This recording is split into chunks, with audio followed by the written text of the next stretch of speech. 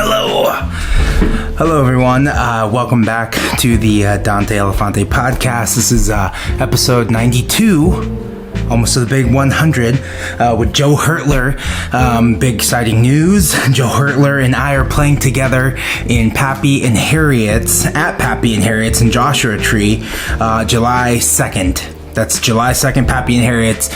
Dante Elephante supporting Joe Hertler. Tickets are available now. Go out and get them. And some other exciting news. Let's just get this all out of the way. We are going on tour with Hot Freaks this summer. In fact, in 2 weeks. I am leaving in 2 weeks. We got more low ticket warnings. If you live in New York, we're playing the Mercury Lounge. It's July 19th. Carborro, North Carolina, Atlanta, Georgia, Houston, San Antonio, Seattle, Sacramento, Santa Ana, Los Angeles, San Diego, and Phoenix. Those shows all have a low ticket warning, but we're also going to be in Chicago, Detroit, Lakewood, Pittsburgh, Philadelphia, Boston, Washington, Orlando, Miami, Tampa, San Antonio, Dallas, Texas, Austin, Texas, Oklahoma City, St. Louis, Cudahy, Wisconsin, basically Milwaukee. I learned that this week. Iowa City, Omaha, Denver, Salt Lake City, Boise, San Francisco. If you're in San Francisco, come on out. We'll be there. We're opening for Hot Freaks, and yeah, we'll see you there. Tickets on sale now at www.danteelefante.com/tour. Joe Hertler's on the pod today. This was recorded at Treefort Fest in 2023. I'm glad I banked a lot of these episodes, and it's weird how timing kind of just like works out in this way. Obviously I was busy with work and all these other things that I was trying to do. I was also writing the album a lot. Pretty much since December, I've just been tracking and trying to finish this album. It took a long time. It took a long time away from the pod, and it's like kind of how it has to be sometimes, and I wish I could do both. I wish I could have someone just editing these things, but I gotta do it because this show don't make money, but that's okay. We love doing it anyways. We don't do it for the money. We're doing it for the connections, the bonds. But yeah, this is one of those episodes, man. I didn't know who Joe was. We have the same agent. We're both on Arrival, and shout out to Brandon Hughes. And it was great to kind of just talk to Joe. And sometimes, I know you're supposed to do research about the guests and have these great and all these, but there's something really cool about just who are you? Where are you from? What do you do? How did we get here? What's your story? And so I think we did a pretty good job. I think in this episode I could feel myself getting more loose.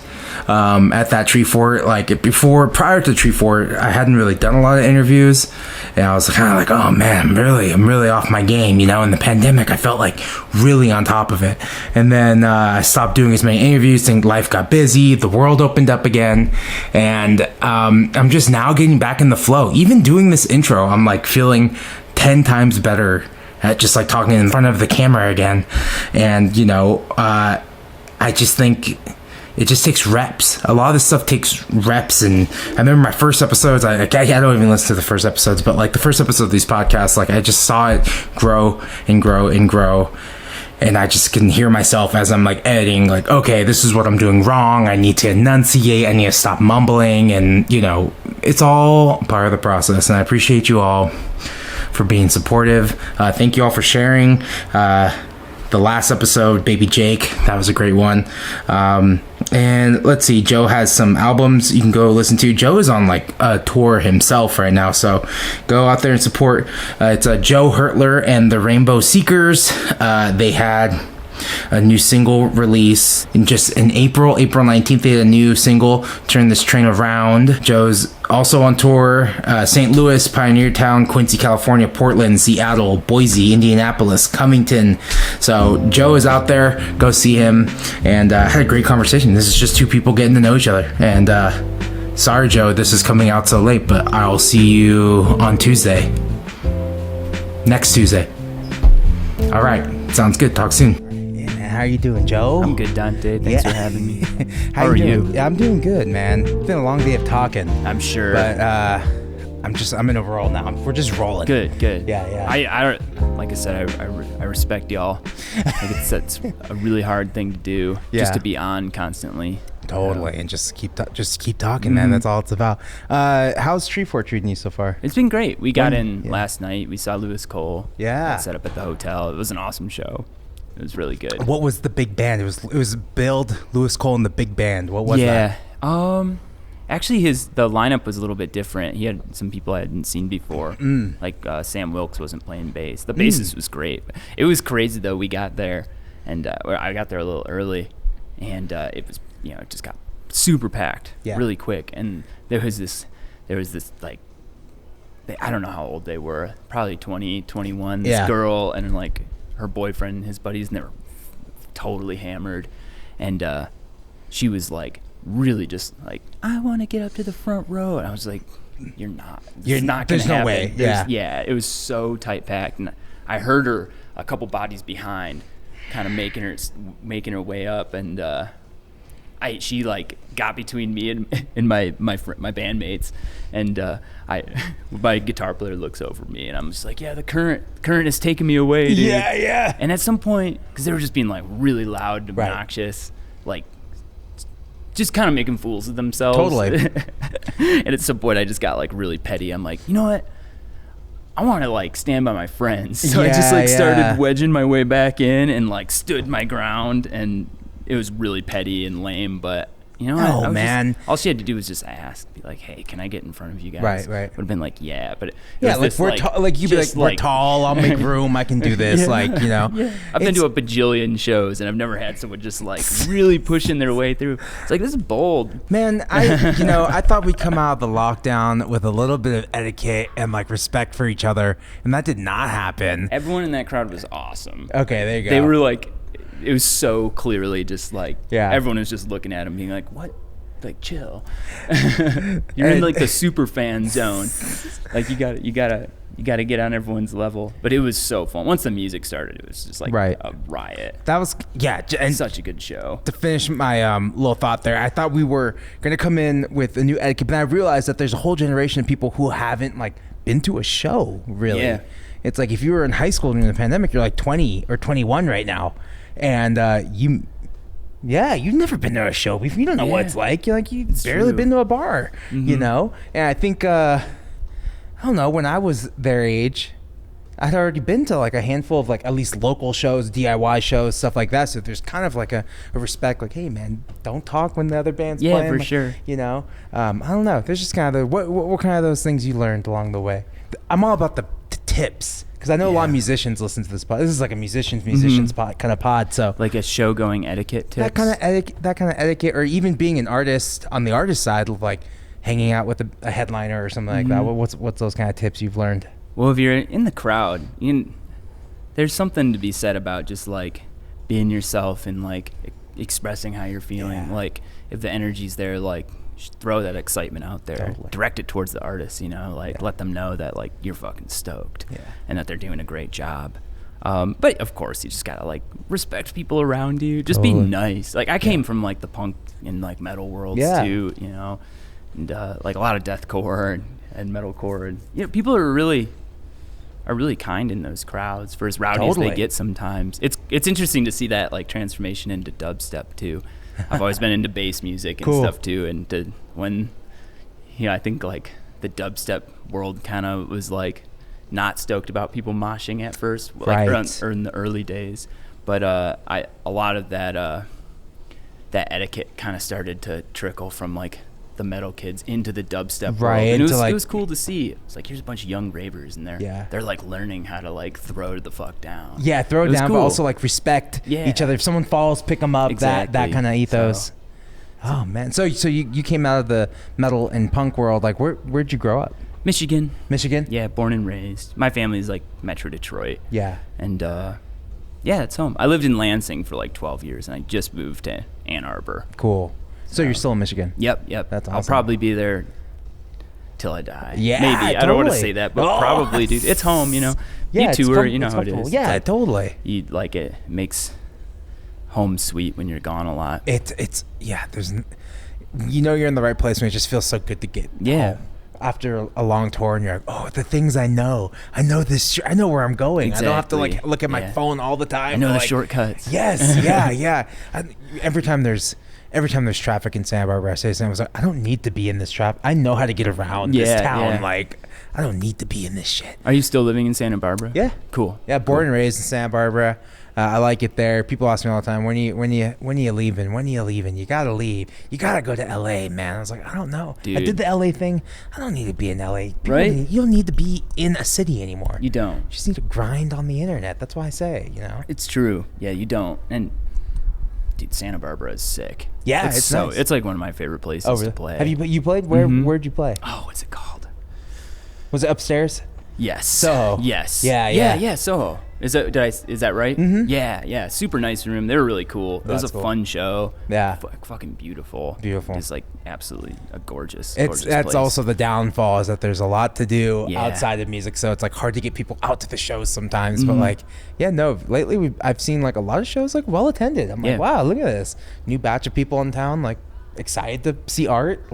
Is a lot of the population based around the university? Is there a kind of a transient crowd? Yeah, it's it's tough because the university is 20 minutes away. Mm-hmm. In Goleta, Isla Vista, and they don't need to leave because they have 24-hour food. Yeah. They have several liquor stores. There's a lot of parties. So if you're able to because that's where my band, we started playing in that scene and just playing house parties over and over and over again.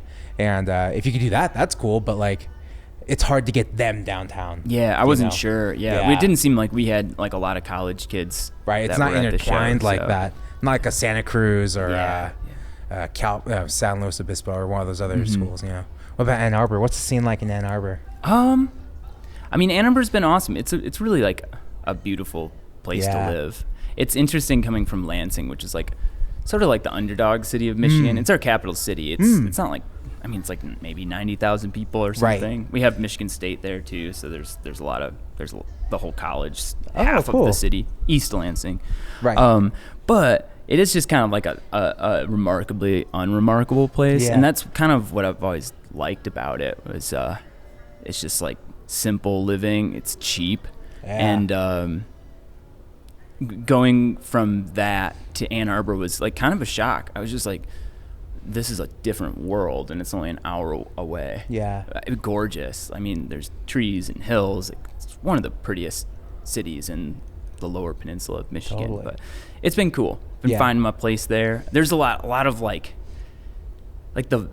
the Wolfpack guys are from that area, went to U of M, and so some of their kind of associates within their network are in Ann Arbor. Yeah. I've always before I was even playing, was really looking up to them. Yeah. And some of their other projects. So it's been cool getting to hang out with some of those guys. Oh, really? Yeah. There. And who have you hung out with? Tyler Duncan in particular. He's just an incredible producer. Awesome. And just a wildly good musician. But Yeah. he's kind of been one of the primary auxiliary people of their whole world. But getting to hang out with them was it's cool. That's sick. Yeah, because they're so cool, and I think they are leaders. They always have a new kind of gimmick that's makes sense. The new one with Joe Dart's school. That's fucking cool, man. If I'm digging deeper in the bass, I want to learn from him. It's cool. And that kind of stuff is cool. I just bought the fucking Wolf compressor. Did you? Yeah, I haven't used it yet. I've been tossing it on drums, on basses and snares only. It sounds sick. Yeah. It's a nice compressor. It's a cool compressor. Do you do a lot of recording on your own? I do, yeah. My I rebuilt a studio in Ann Arbor. Oh, sweet. It's got a big ass window. Yes. Looks out over the city.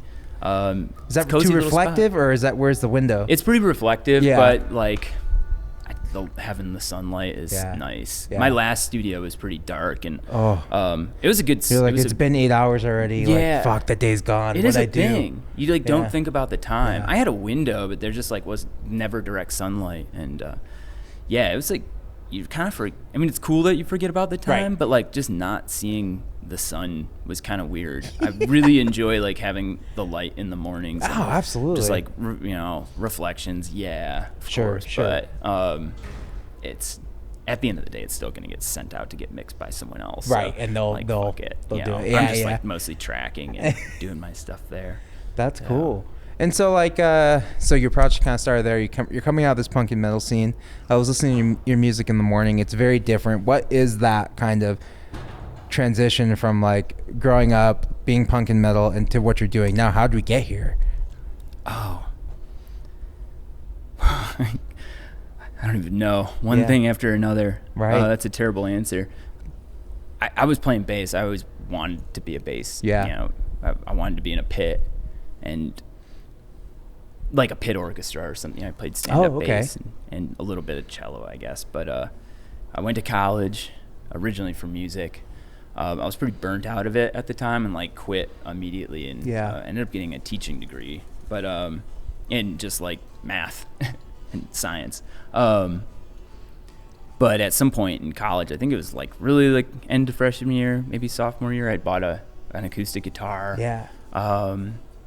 My girlfriend at the time actually bought me a cheap Cordoba classical. Oh yeah, shout out to Started Cordoba. playing it, and yeah, just kind of, I started writing songs. Yeah. There was a coffee shop in town that had an open mic, and I was in this communications, like a Comm 101 class, and a girl gave a speech being like, I run the open mic, and she was really attractive. I kind of had a crush on her. Yeah. And I gave my speech about, I just bought a guitar, I'm trying to figure out how to play it. Yeah. She's like, hey, come out to this open mic. And that's kind of where it started. Really?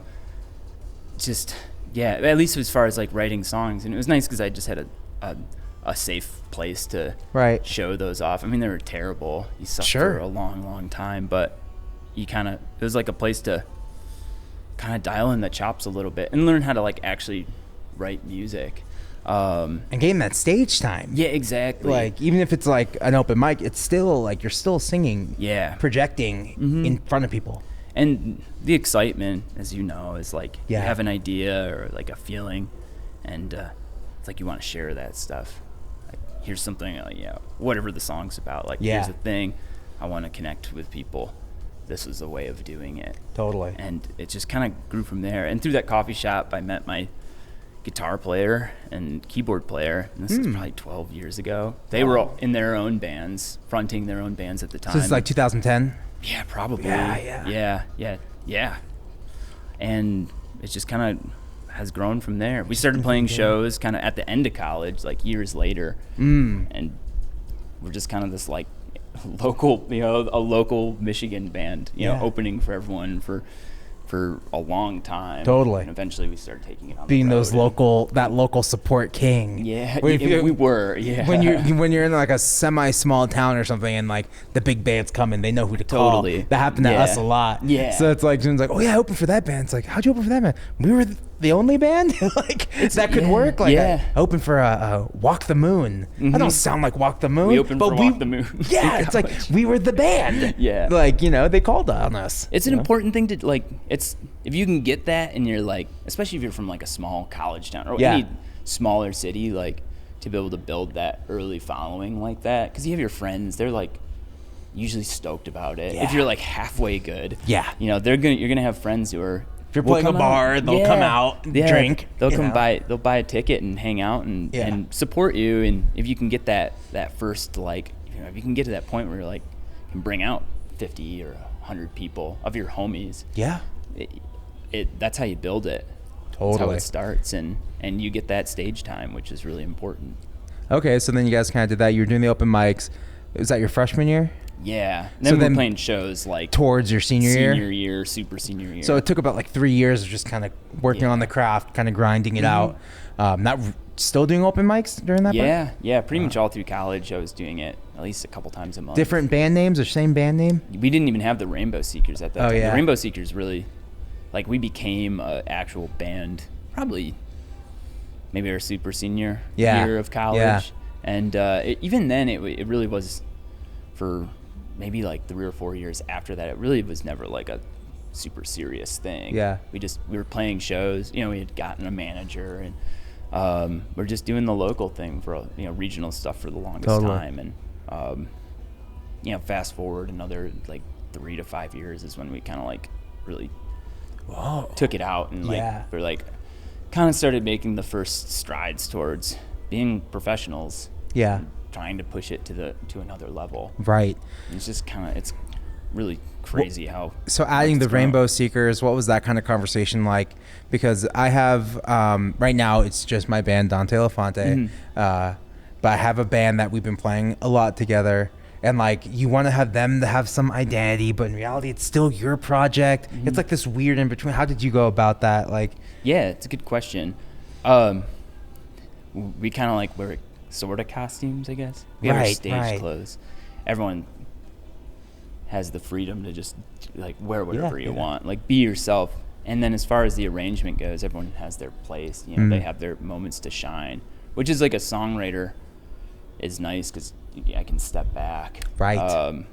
And there's always been this, I really feel like it's been sort of a natural balance within the band where, you know, people have their little moments. I don't know how it comes about. It's not like necessarily something that's like, okay, this is the saxophone part, you know, or this is the guitar part. Just when we're taking the recorded songs and transitioning them into their live form, stuff just kind of happens. I mean, and it's to a point like people will come out for certain band members, especially like in Michigan and stuff. Totally. Like we have 2 saxophone players, but our original guy, he doesn't tour with us anymore. But it's like he'll have like for a Michigan show, there'll be people who just come out to see him. They're in his corner. Yeah. And they connect with him in probably a lot of ways more than what I'm doing, you know. But they're like stoked about him, and that's a powerful thing. It's super cool. Yeah. And I'm grateful for it. That's cool. Yeah. What's that like touring with all? So how big is the band on the road? Our touring party is 6, and then we usually have like for the local show /merch. Yeah. Oh, okay. Yeah, for TM merch local 6, 7, 8. Yeah. Okay. After like we have like a pretty big vehicle, but after like 7 people, when you move to 8, it gets a little like we're pushing it now. Yeah. But for local shows, 7 people on stage. Cool. But you tour long enough, you kind of figure out how to just like be sensitive to your bandmates. Oh yeah. Like, how are my actions affecting everyone else around me? And little mental health. How's everyone feeling? We're feeling good. You like, gotta be respectful and watch out for each who other. needs space? Like, okay, you need space. All right, take some time. Like, I'm always like, if you're having a bad day, it's okay to just be like, guys, I'm having a bad day. I'm gonna check out today. Just like don't talk to me. You know, like when someone says something like that, I'm like, yes, dude. Yeah, it's like good. We all know. Set the boundaries, man. Like, don't talk to that person. Like, let them chill. Like, you have your best and worst days on tour. Totally. Like, especially when you're just like when you're a small band. Like, it's hard work. Yeah. And you got to watch out for each other. Oh, totally. Man, I find that struggle, like trying to work with 4 people, like me and like the other band, like who's doing good, is everyone doing all right? Like I can't imagine doing it with like 7 or 8 people, you know. What do you do if someone's like having a tough day, or maybe not being so aware of how they're affecting everyone else? Yeah, you could have a conversation like, hey man, I think are you all right? Like, that hasn't happened a lot recently, but I have had like other members of this band that like maybe had some rough days on tour, and I was like, dude, it's all good, man. Whatever you need us to do, like, or whatever you need us to not do, like, you just gotta let us know, like, because especially when you have like a run of multiple, like, we're not in a hotel, we're like crashing on the floor. You've just slept on the floor several times, like, and we try to get hotels as much as possible, but like, dude. And shout out to everyone who lets us crash on their floor. That you guys are everything. Like, it's a big deal. Yeah, man, it's really sweet. But yeah, you just gotta like listen to people, man.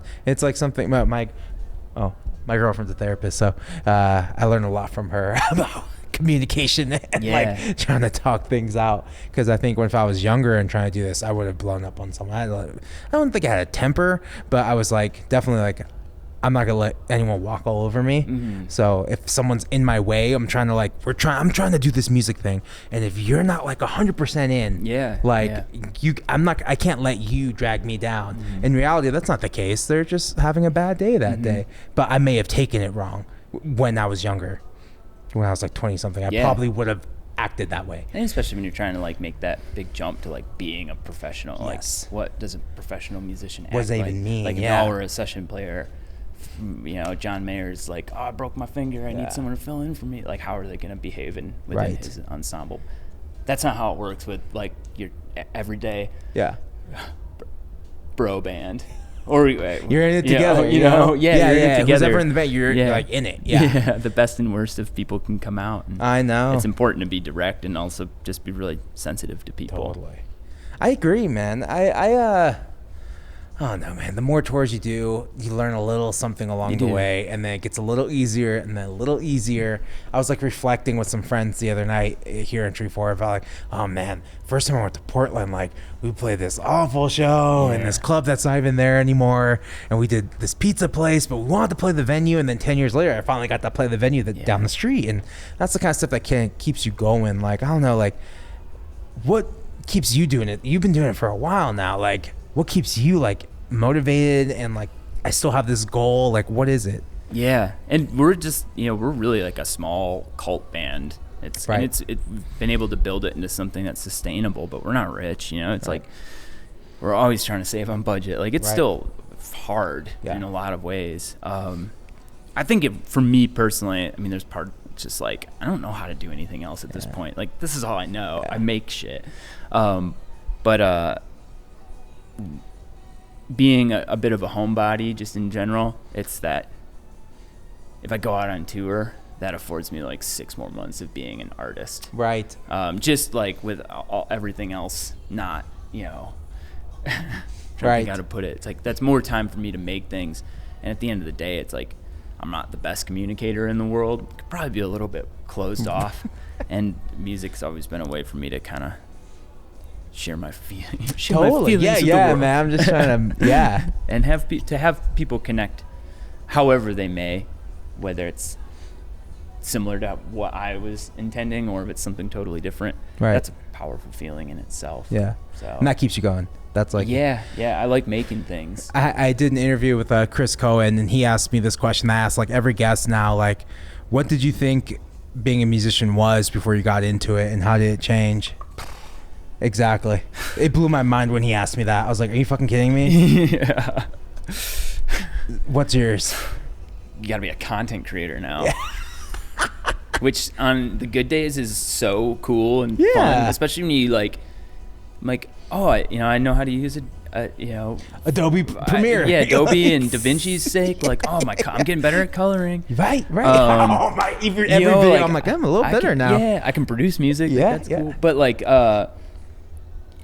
on its bad days, it sucks. Yeah, it's really hard, especially if you're, and I think a lot of people will attest to, like, when you're making content, there's always a lot of people who don't make content that are constantly like in your ear, and they have the best good intentions, right? And a lot of them really are very knowledgeable, but like, I don't want to jump. I'm 30 something years old. Like, I'm not gonna jump on a TikTok trend, like, and it's finding that balance is like.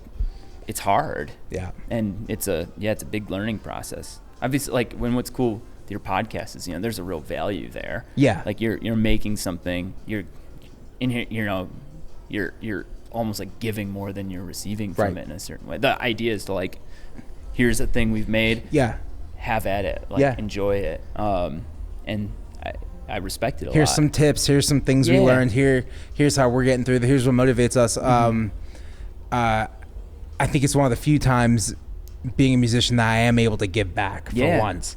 Because it's always about me. The tour's about me. The tour has my name on it. Blah, blah, blah, blah. People are coming to see me. Blah, blah, blah. Me. Yeah. This is the first time I'm like, no, it's not me. It's Joe. Listen to Joe. He has the moment to talk. And like, just the inherent, like you're making a podcast that is enjoyable to listen to and insightful, and it's giving. Social media, especially with like modern social media, so much of it's about like, I make this thing so I can get this. Like, and I think for me, there had to be this, I kind of had to be a lot more deliberate in like what I was making, how I was accepting advice. Like when, like a social media manager from the labels telling me this stuff, it's like, okay, how can I make value with that idea? If I feel like I'm only doing it because I want something, it's not probably going to be good. Like it's hard. And, what kind of stuff are they asking? they're great. Like, of course, they're some super cool people. But I work in social media marketing and I run accounts, so I'm curious on what they're asking. It's just just different TikTok trends and stuff. And the trends are rough. Yeah, I don't follow the trends. You just gotta make stuff. Yeah. Yeah. So, and my manager's always got ideas, and I love him. He's one of my best friends. For sure. With us for a while, but it's just there's definitely been some moments in kind of like converting over to like having to be more of a creator where I had to kind of check myself and just be like, I gotta find more balance with this. Yeah. I have to find more meaning within it, because there is a whole new world to share with it. Like, there's, it's cool to like be able to make a music video. Yeah. And the skills that you can pull from it are really valuable. Like, I'm so stoked that I was able to get some gear. Like totally. Yeah, we were talking about gear earlier.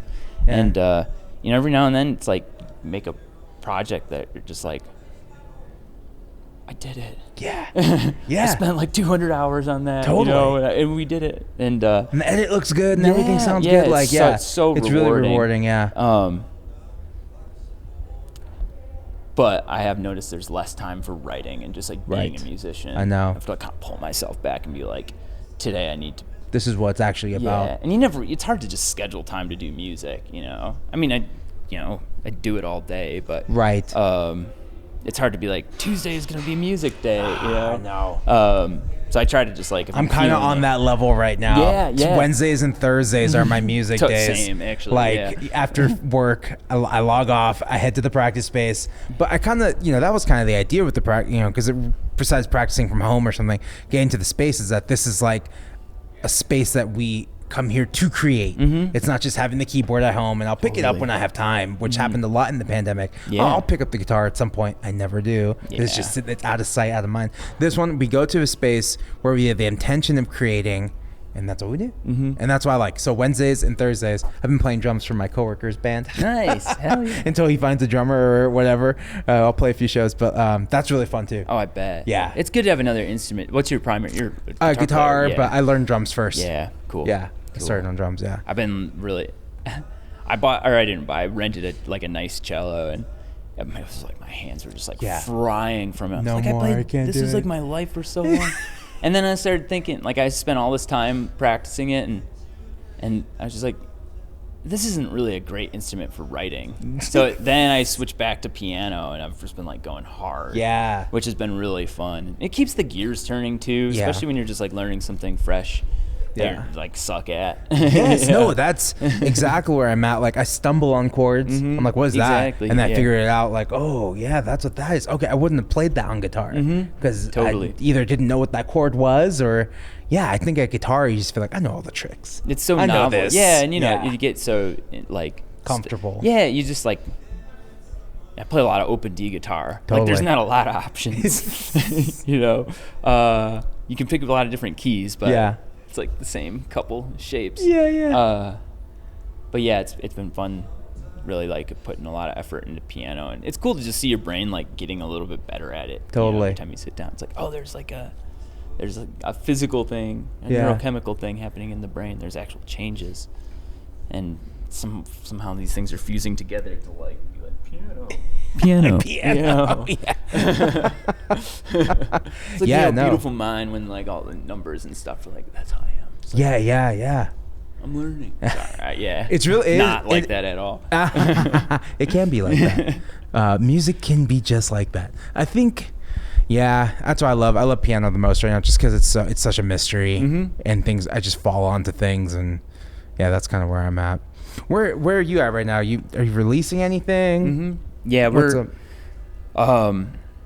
in the middle of releasing a record, 2023 style, where you release like all the singles, which is the whole record. Which it's tough because you have to make content for all of it. Right. So it's a lot of work. Lyric video, acoustic version. Exactly. Yeah. So it's been a ton of work. It's really been an exhausting release, but good. And it's just the right way to release things now. Yeah. We're still doing, it'll still be out as a full record, but it's weird, like every conversation I've had has been that we're releasing a bunch of singles. And Yep. Like, all right. I'm still battling because in my head I'm always like, the album. And like every time I've talked to people, they've always said the same thing. Like, the singles are great, but where's the album? Yeah. Where's, like, they need that light at the end of the tunnel. Like, So that's what we did, is just like, we're going to release it as like 3 EPs Cool. essentially. Oh, and then okay. The third EP will be the whole album. the third EP of the album. But yeah, it was And like, then you'll press that on vinyl or something. yeah. And we have like one artist do everything too, so it's like the art has been really coherent- cohesive for like the first time ever in the history of our band. Yeah. And yeah, the reception's been good for it. We're really proud of it, and it's been awesome. it was fun to make. Yeah, when did you make it? A lot of the songs I wrote over COVID. I was doing 2 things. I was running like a World of Warcraft guild with my buddy, like a semi-hardcore guild. Cool. So I spent like, I mean, it's kind of I'm not ashamed of it because I just go hard at things. But I would spend like a third of the day playing WoW, a third of the day working on music, and like a third of the day sleeping. Yeah. It was like I was in high school again. You know, I'm like making like peanut butter sandwiches, putting them in the fridge, and like just walking and like. That's a meal prep right there. Yeah, dude. Yeah, that's like meal prep. It was so unhealthy.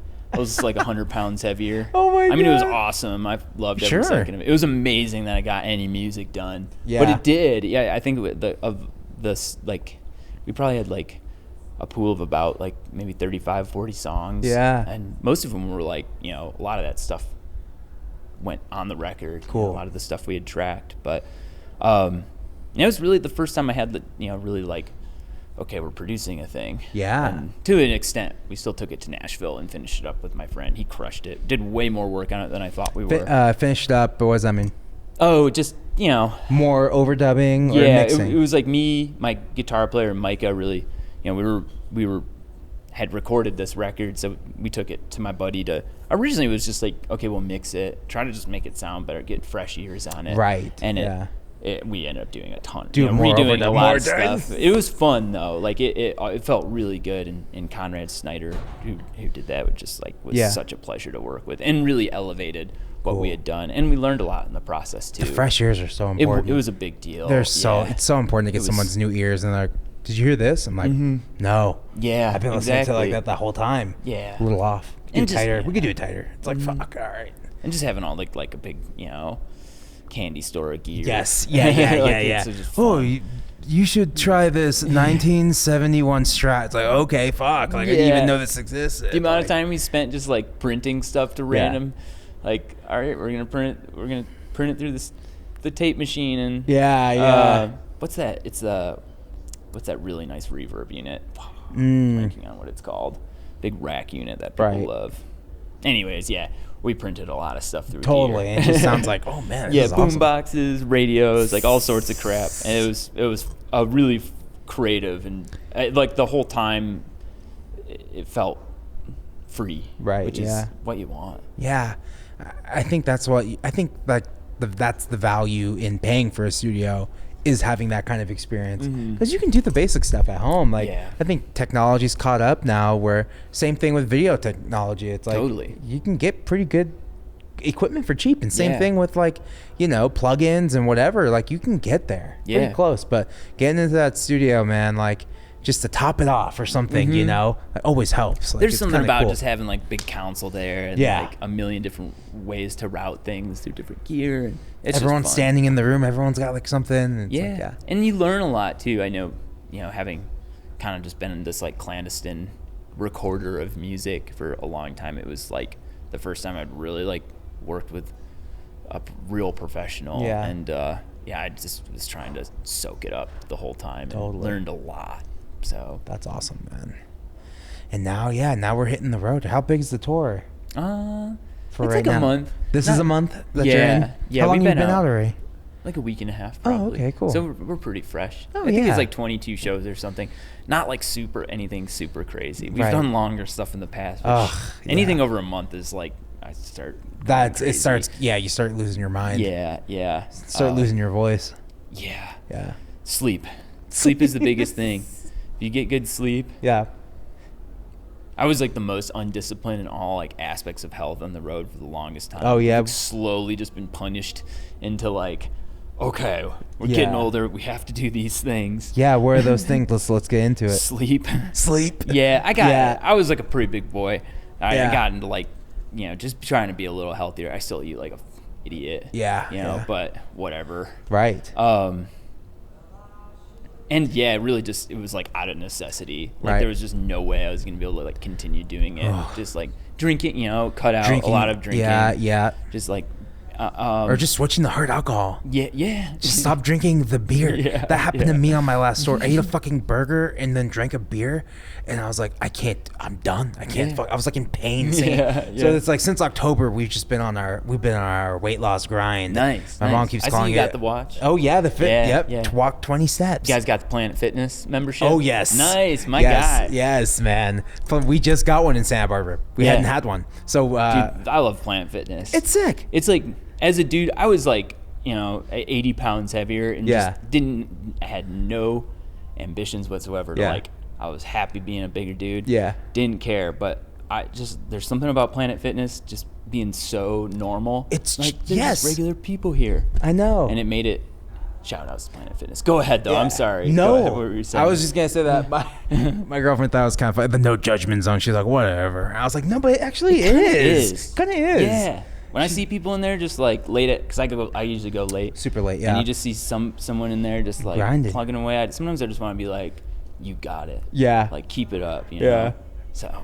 You know what? I had someone do that to me at Gold's Gym. Really? Yeah. Nice. He's like walked up to me. He's like, "You're doing great, man." I was like, "Don't fucking tell me that." Really? I didn't like it. Yeah, I was like, yeah. because he was like ripped and shit. He's like, Yeah, "Dude, you're doing yeah. great." I'm like, I don't need to hear that right now. Yeah. I'm fucking sweating on this stair climber. I've you never know? said that to anyone. It's just No, like when no, I no, see no, that, no, I no, just no, no, remember no. like the No, first time I- I went in there was the most horrifying experience in my life. I'm just Right. Like, where am I? Yeah. Why am I here? I hate Everyone's everyone. everyone's at different stages of their Yeah, workout yeah. too, and no, I don't know. I think I was like in a weird space too. I was like just getting back into working It's out. hard. Yeah, I played sports when I was Yeah. younger and too, so I'm not like I don't get like awkward around this stuff. It was, you know what's funny? I did the band, right? I was in the marching band at You did my high both? school.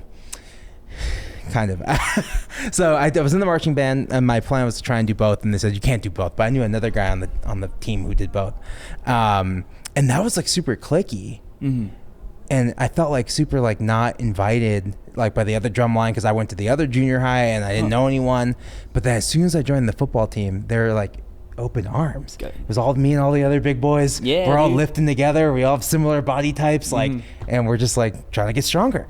And I was like, damn, man, maybe this is where I belong. I'm here on the football team. And so I always love that camaraderie. And when I lift, it reminds me of like, you know, doing football again and like trying to get strong and all that. But yeah, I've been enjoying this this journey, I guess. Yeah. This lifestyle change. It's not even a journey, it's just a lifestyle change now that we've been doing. It's fun. You gotta focus on like the fun with it. Like I that's kind of what drew me to it. Was in Nashville. Oh yeah. One of my partners there, well, Conrad, he liked to do yoga before sessions. Yeah. So I went and it's like, this is fun. Like Yeah. I could do this. Yeah. Like I don't hate this. Yeah. And I guess it was the start of like rewiring my brain to like see it as like a pleasurable thing to do. Right. And I think if you can figure out like what you have fun with, it makes it a lot easier to like maintain. And then you don't have to go like super hard. Like, What are you doing on the road to get? What are you doing on the road to get that exercise? More yoga or running? Yeah, that was another like freak. I also went through this like shitty breakup too. So That helps. That was a part of it. I lost yeah. a lot of weight during a breakup. Yeah. So like it was like there was, it was like I could kind of channel that energy into just it's like it just kind of almost like kept my mind off of it, like the physical pain of it. Right. But but it just turned out on tour, it's like you can just go. I mean, I ran here. Yeah. I was like, okay, we got like 20 half hour before this, I'm just gonna go. Yeah. It'll probably make me better at talking. Oh yeah, it opens up the brain. Yeah, it just Starts makes you turning feel a little on- bit better, and Turning on those lights. Yeah. it's it kind of becomes this like a drug. Cool. You do Okay, so it, you ran here. You Yeah, feel a yeah. little bit better.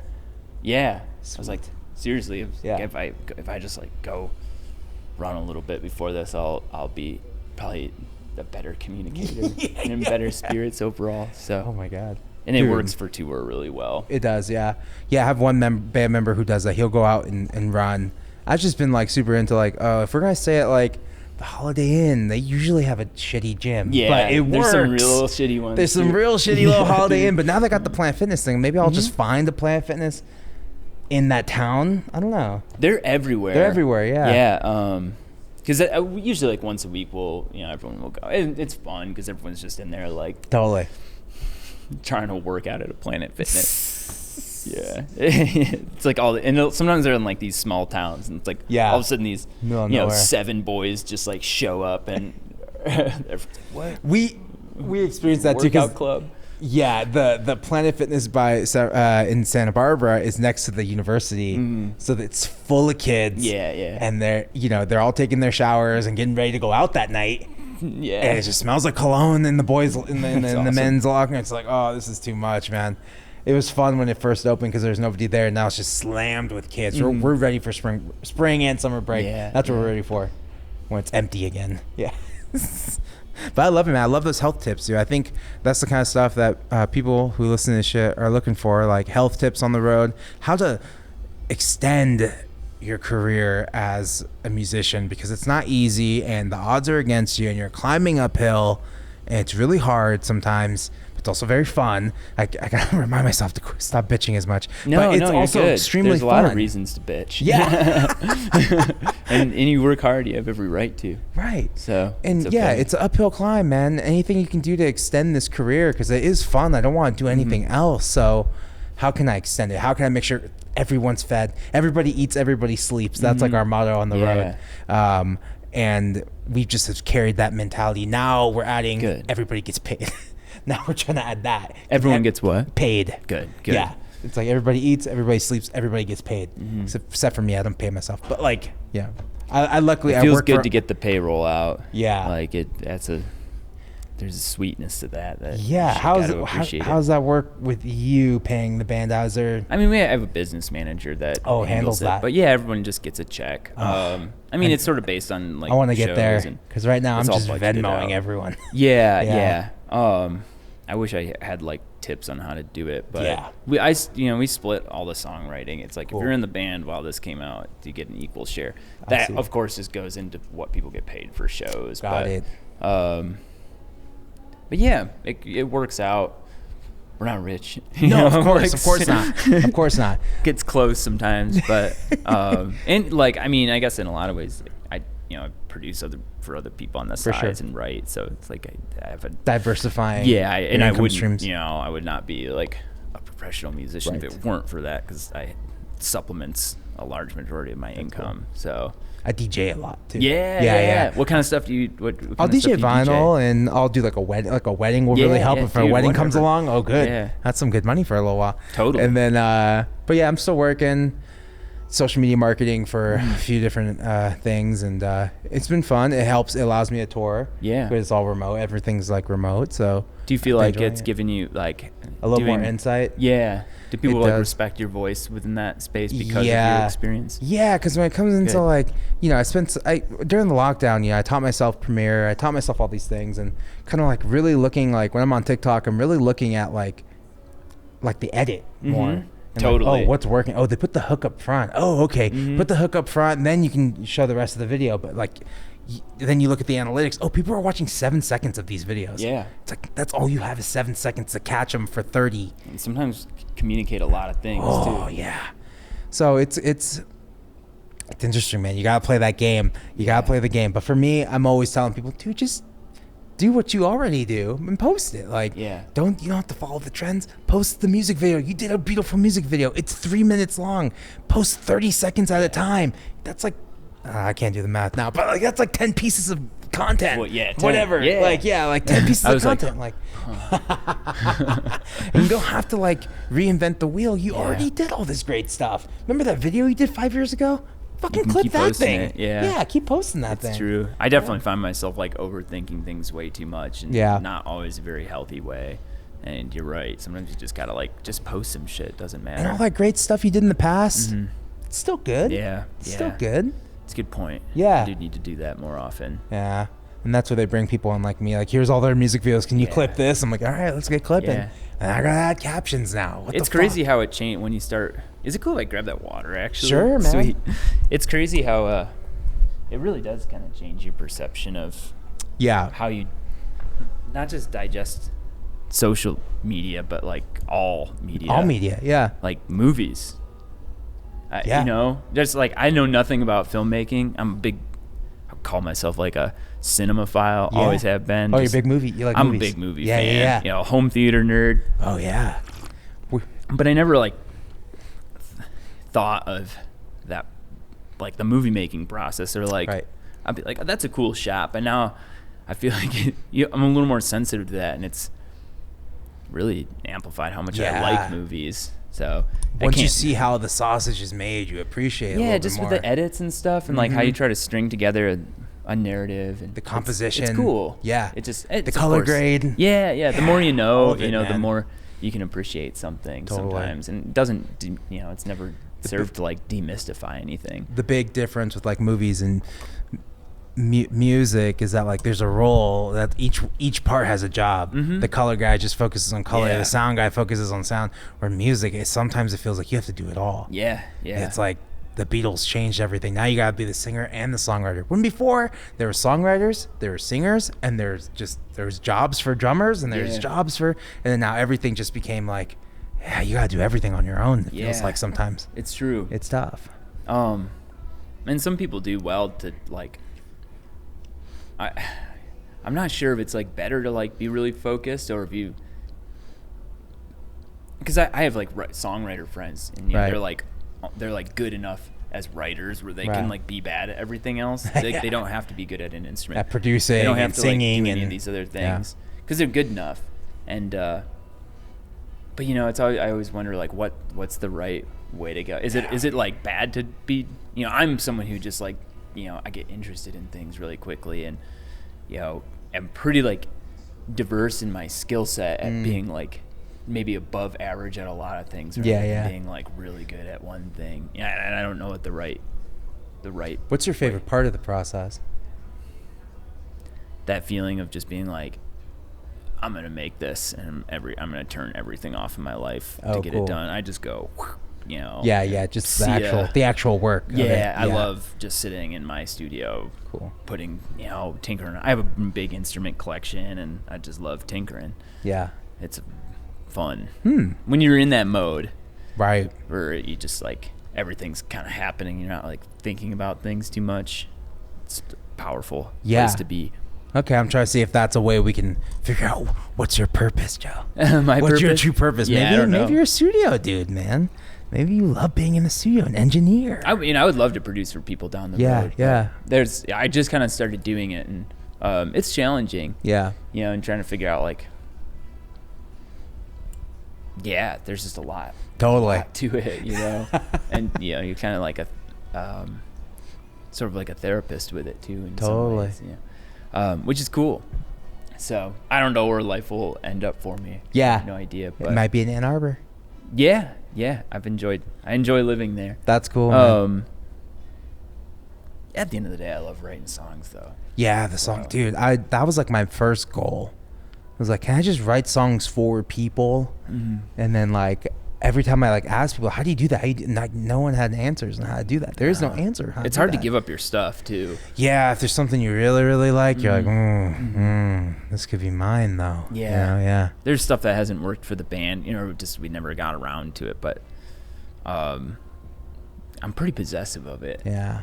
It's a lot easier to go and like, someone's got something already started and you can help them form it into something. That's a lot easier. But like actually like sitting, like one of my buddies, he just like writes music and then hands it off to people. And I'm just like, Lou, how do you do that? Like, this is like your baby. You've already spent like hundreds of hours on this and a fully finished piece of music. Like, how do you just send it out? It's funny. Some people's mentality is kind of like, it's like, oh, I have no intention of performing. So what's the point of, I'm just having these songs? Like, as well. So, or like, I can't sing very well. I want to hear someone who can really fucking belt this thing. There's that song by Laura Nyro that I love, but then I heard the Bette Midler version. No, not Bette Midler, Barbra Streisand version. I was like, oh shit, this is how it's supposed to be. What song is it? Fuck. What's that song? Stone. Yeah, look it up. But there's a song by Laura Nyro, and I love her version too. But then I heard the Barbra Streisand version with someone who could really fucking belt it. I'm like, oh yeah. That's why we should have those two jobs, like the writer and the singer, you know? Because some people can just deliver a piece that maybe the original author couldn't, just because of limitations, or this is how they wanted to sing the song. Yeah. And then you can have someone like Barbara just, oof. I mean, there's transcendent covers out there. Yeah. I feel like, I mean, covers have always been a thing, but I feel like in that era, like especially this, you know, up until maybe like the 80s, it seemed like having those types of covers within your songbook as a ensemble or whatever was like often like a very like big part. I mean, like a sign of respect. Yeah. And some people, you know, I mean, look at all like the Beatles covers and stuff like that. It was all like a sign of respect. I feel like now a cover is like, this might get synced. Yeah, this is good for sync. Like, and maybe you do a cover just because it's like, I don't know. Yeah, we had a Thundercat cover. Cool. Oh shit, it's the X, and that became like our most popular live song. Yeah. We never really recorded it, mainly because a couple of guys in the band just didn't want to be like known for a cover, which I respect. That happens. I couldn't argue with it. Yeah, I was down. You know, it was totally different. You know, we made our own thing out of it, but yeah, we retired the song. We very rarely play it anymore, and it felt a little strange being like, this is like the best arrangement we've ever done live, and we're just gonna say goodbye to it. But I know. Yeah, they had it was for good reasons, and it was fun while we played it. Yeah, I had a friend's band.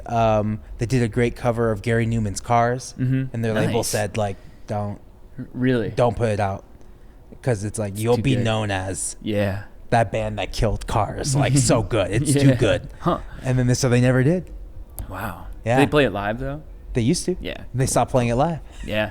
I get it. Yeah. But it's just, I feel like that wasn't necessarily the mindset back then. Yeah. Until kind of like recently for whatever reason. So I know people who popped with a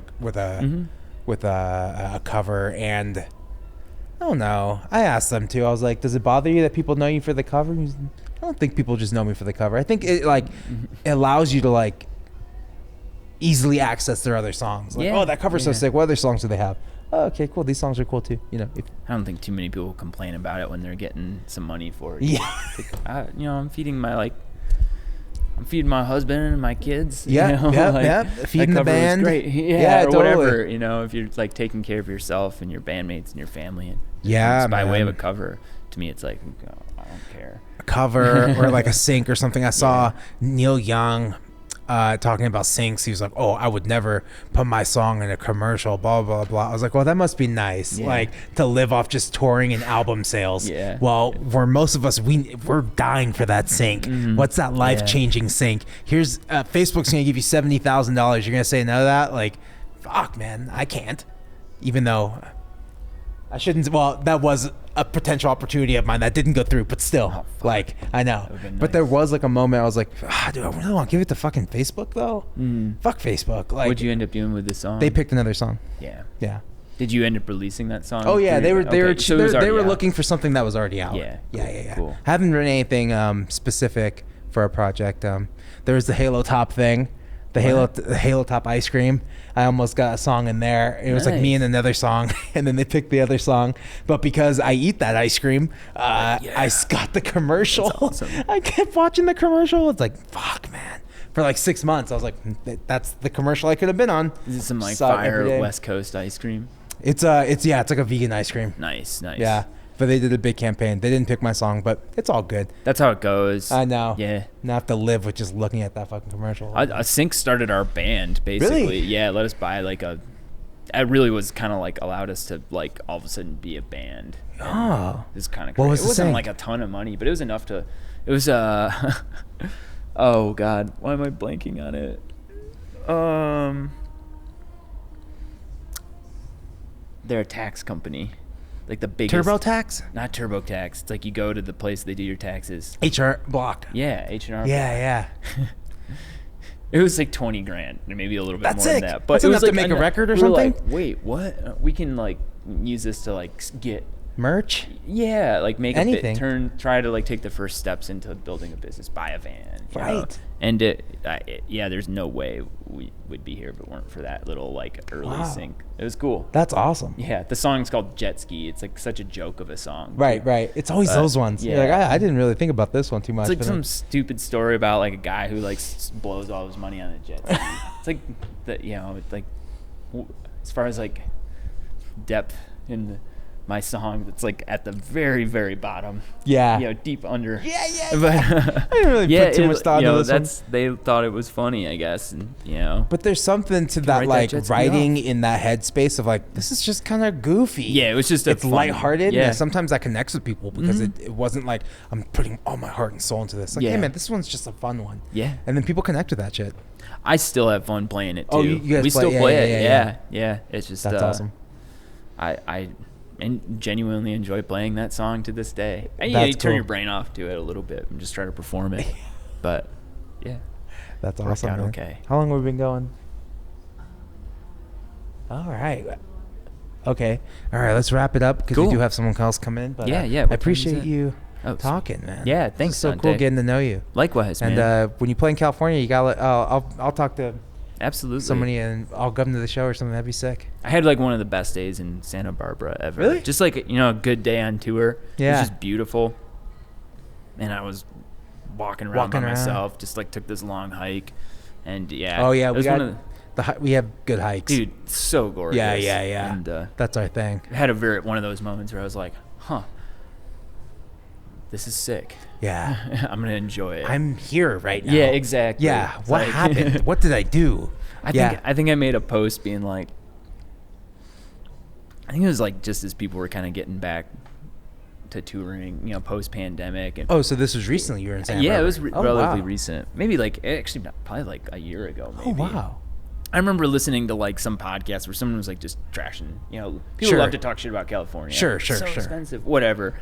I just remember looking around. I'm like, have they been here? Yeah. This is amazing. Like, this is nice. Yeah. Every time I'm here, fortunate to get to go with relative frequency. Yeah.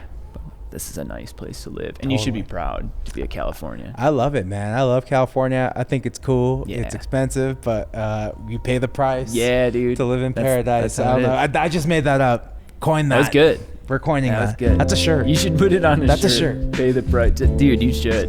I would buy that shirt. Pay the price to live in paradise. I know. So, I appreciate it, man. Yeah. Thank you. Oh, yeah. Anything you want to promote? Anything you want to say? How do people find you?